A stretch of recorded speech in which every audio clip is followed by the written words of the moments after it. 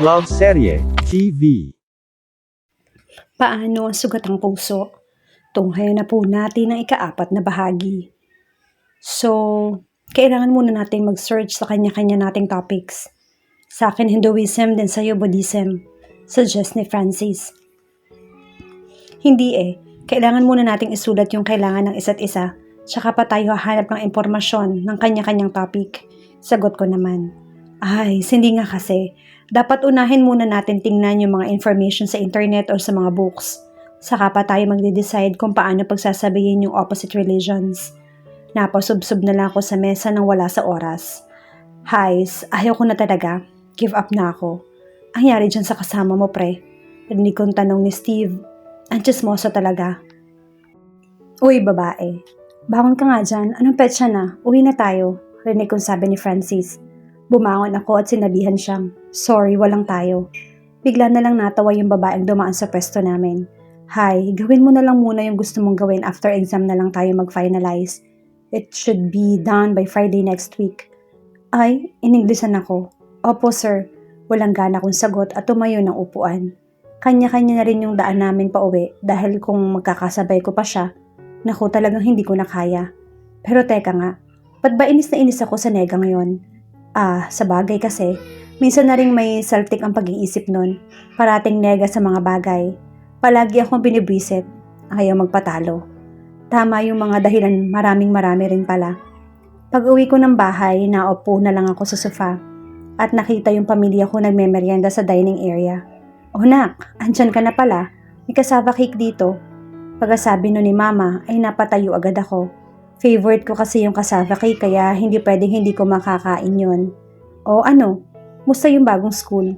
Agad na tanong ni Tita Cara. Okay naman, walang freedom. Paano walang freedom Catholic school yon, private pa. Sabi naman ni Papa habang may sinusubo sa bunganga nito. Sus, mismo lang talagang gumala di ba? Si Tita talaga.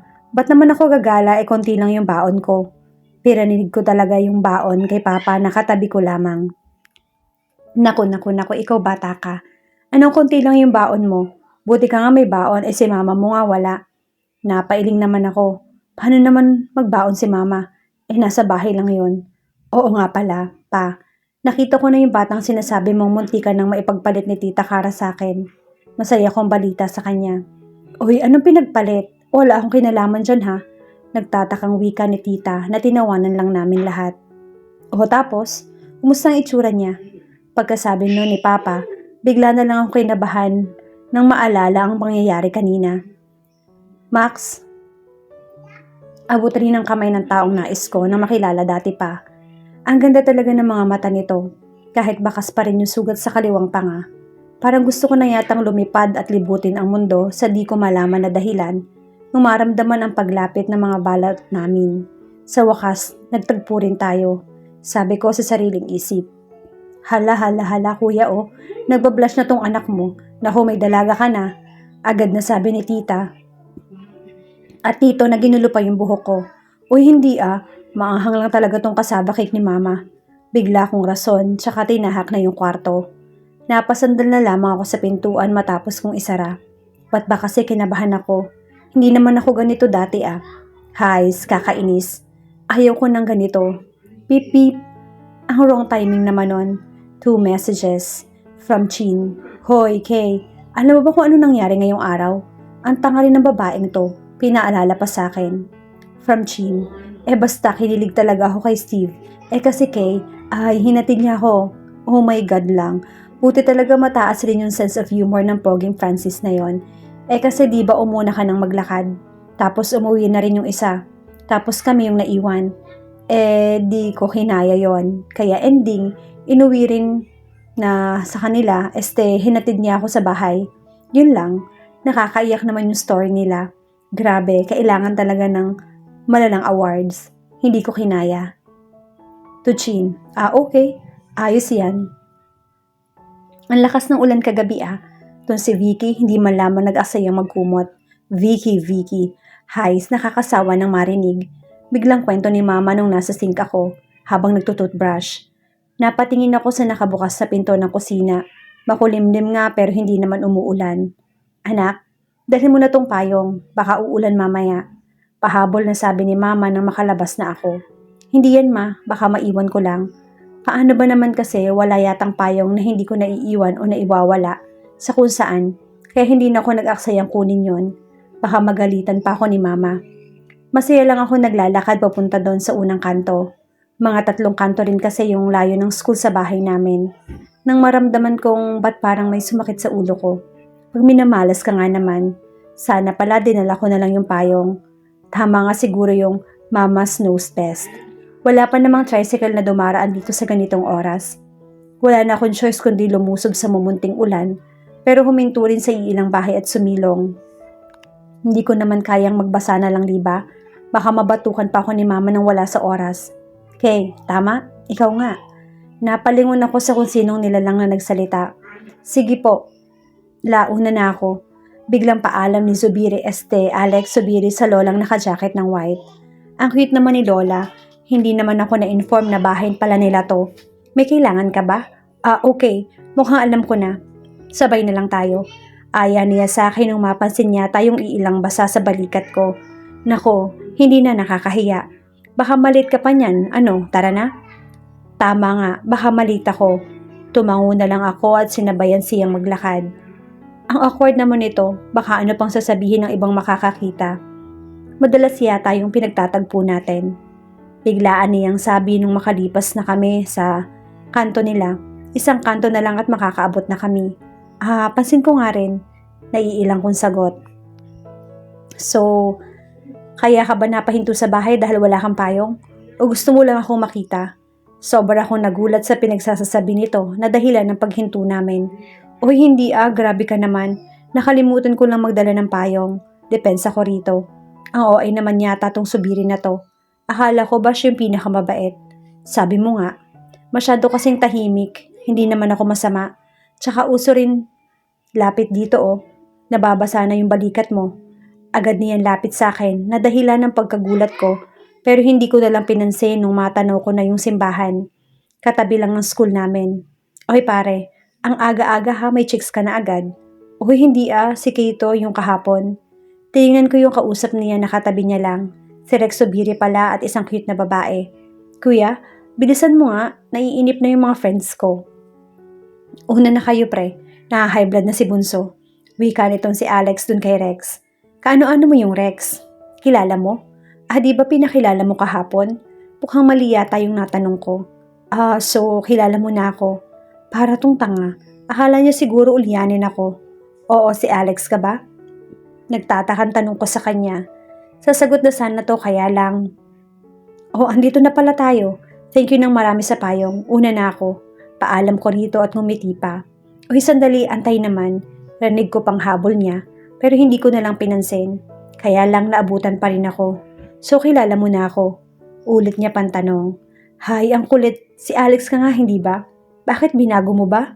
Ngayon ko lamang nalamang ang syunga pala ng mga Subiri.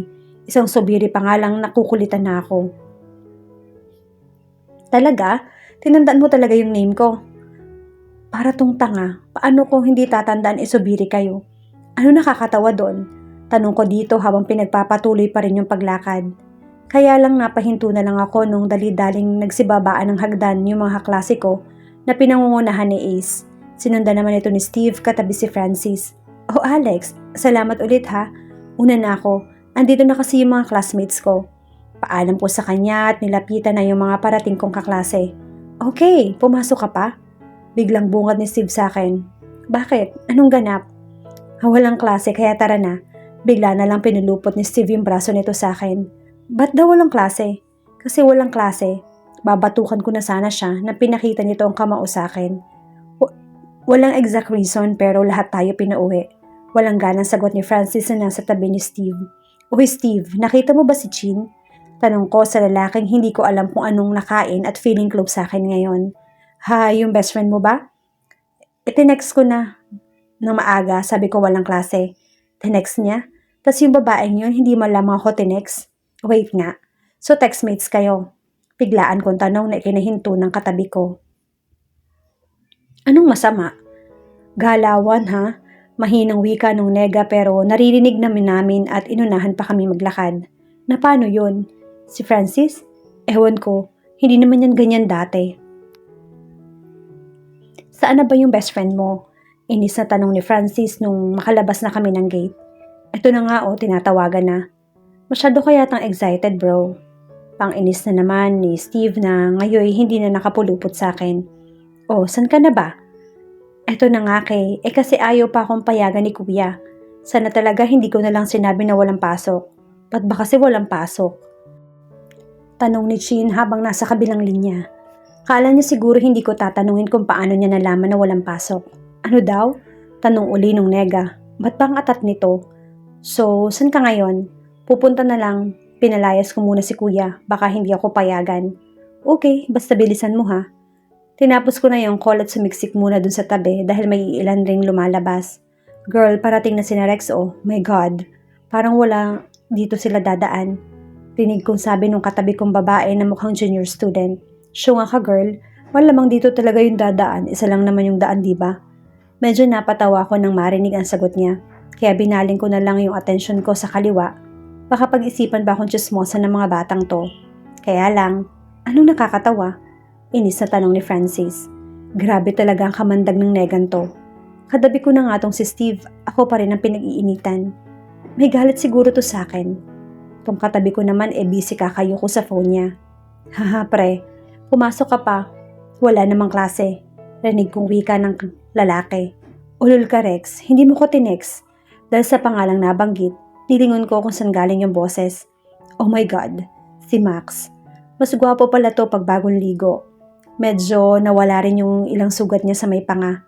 Tsaka ewan ko ba, gantong-ganto siya nung una ko siyang makita. Nung akala mo hindi kaya makipagbugbugan.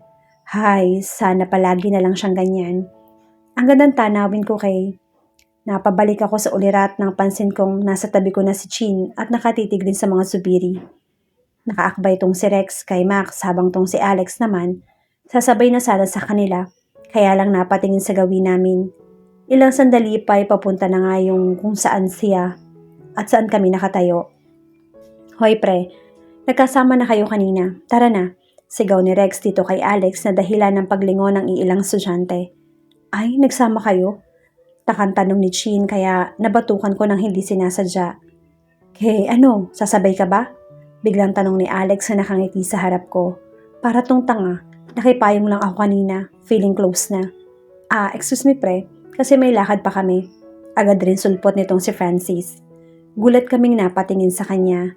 Oo, Alex kasi may gagawin pa kaming research paper Wika naman ni Steve. Alex pre, tara na. Napatingin na lang ako doon sa nagsalita.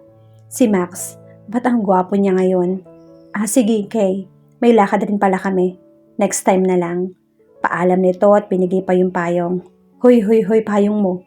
Pahabol kong tawag sa kanya. Pero tinaas niya lang yung kanang kamay nito at tumakbo na papunta doon sa dalawa. Naabutan ko pang ngumiti si Rex sa akin habang si Max naman ay inakbayan lang si Alex. Sus, hindi man lamang nag-aksayong tumingin sa akin. Girlfriend yata siya ni Alex. Rinig kong sabi nung katabi kong mga babae. Hindi tanungin mo kaya.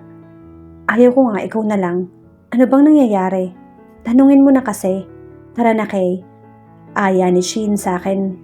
Palakad na sana kami pero nagulat na lang ako nung hinawakan ako nung katabi kong babae. Yung kaliwang kamay ko. Ate, girlfriend ka ba ni Alex? Nahihiyan tanong nito habang excited naman yung kasama niyang babae sa sagot ko. Ha? Tanong ko sa kanila. Sorry, pero hindi sila. Natapos na yung abstract tsaka introduction kagabi. Uunahin na lang natin yung discussion dahil mukhang mas marami tayong time ngayon. Rinig kong wika ni Steve na nakaupo sa may dining. Ang taray din ng dalawang yun Inunahan pa kami. Sa bagay, paano naman kami makakatapos ng madali? Yung kasama ko hindi ko makausap ng basta-basta. Napabuntong hininga na lang ako sa inggit. Nandito kasi kaming apat sa bahay nila Steve. Sinimulan na namin yung research paper para konti na lang after ng exam. Habang ako ibinabasa yung dalang libro ni Francis. Hiniram niya siguro sa library kanina. Hoy Francis, tawag ko sa kanya na busy kakalaro sa phone nito habang nakaupo sa sofa. Andito kasi kami sa salas habang si Chin ay andun sa dining area. Hindi niya yata ako narinig. Hoy Francis, halika nga. Nabingi na yata tong negang to. Wala akong choice kundi lapitan siya. Ang bingi mo, sobra. Ano ba kasi? Kitang naglalaro eh. Ganon. Kitang naglalaro. Alam naman nandito kami para sa pagre-research paper. Uy, ikaw, tapatin mo nga ako. May galit ka ba sa akin? Nang dahil sa tanong ko na yon, bigla niya nalang itinigil yung kanina niyang ginagawa at tumingin sa akin ng diretsyo. Mukhang may galit nga to sa akin. Ang sama makatingin, dahilan para bumalik na ako sa pwesto kanina. Hindi ko nalang napansin na sumunod pala ito sa pwesto ko. Inulit ko na lang yung pagbubuklat ng libro. Kayo ba ni Alex? Nagulat ako na bigla siyang magtanong. Ano? Narinig mo ba yung sarili mo? Kaloka. Naiisip niya pa yon. Samantalang ako busy kakaisip nitong enlightenment na nababasa ko sa topic kong Buddhism. Tapos siya ganun lang. Para tong tanga. Ano nakakatawa?